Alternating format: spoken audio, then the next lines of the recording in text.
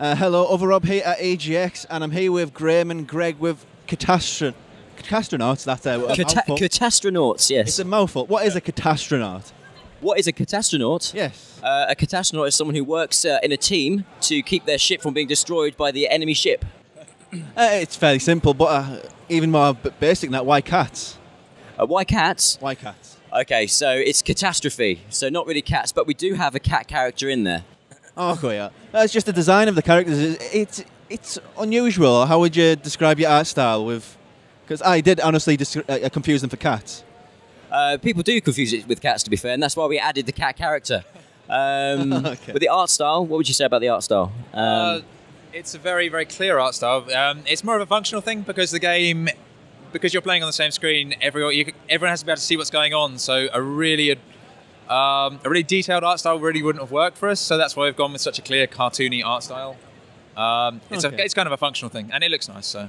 Okay, so what do you actually do in the game? You compete with each other to make your ship work, but what is the gameplay loops in that? You work as a team, basically. So you've got an enemy ship that is shooting lasers at you, and your ship takes damage, and you have to repair the damage with a toolkit and with a fire extinguisher. So if there's a fire on board, you have to go and put that fire out, but you also have to shoot the guns on your ship to take the enemy ship down, basically. So it's your ship versus theirs.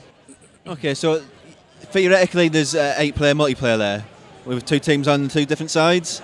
We don't have 8-player multiplayer, no. It's only 4-player multiplayer, and you're playing together as a team, basically. So, okay. Yeah. So where did the idea come from? Because it is unconventional, to say the least. Greg can answer this one, because he came up with the idea. Yeah, so I was watching a post-mortem on FTL. It's a very, very great game. I love it.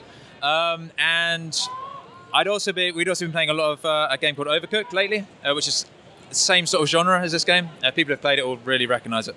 So as I was watching this FTL post-mortem, they were talking about the different genres that game could have been, and it just got me thinking about how that could combine really well with Overcooked gameplay, and it mashed together, and that's where the idea came from. Fairly straightforward. Yeah. And this is an odd comparison, but would I describe it as Bomberman sort of like a more competitive? Not competitive, collaborative Bomberman, be a fair comparison? A collaborative Bomberman. Kind of. The style, the top-down style of it, in a way, yeah. What I mean by that, it's quite friendly, you know. The thing about old-school games, retro games, is they're quite...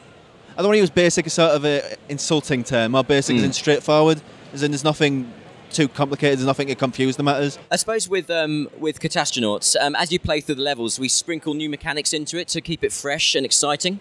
So you're not always just maintaining your ship, you're also doing other things as well. Potentially you might have a solar flare, and a solar flare is going to destroy your ship, so there's one room that you all have to get into before it actually kind of explodes, basically. Well, it's very contrary to its art style. Yeah, it wasn't described very well, but you sort of see what I mean with the extra mechanics we sort of trying to add. I get the idea. And what consoles and platforms is that going to be available on? It's going to be available on PlayStation, and it's going to be available on Xbox One and Steam, and that's released next week, so next Friday. Oh, wow, okay. It's also going to be released on Switch. It's currently working on Switch. We're just doing a few tweaks, and there's going to be a release date in the future, which we're going to come up with shortly. Well, it sounds excellent. Thank you for talking to us today. Thank you very much.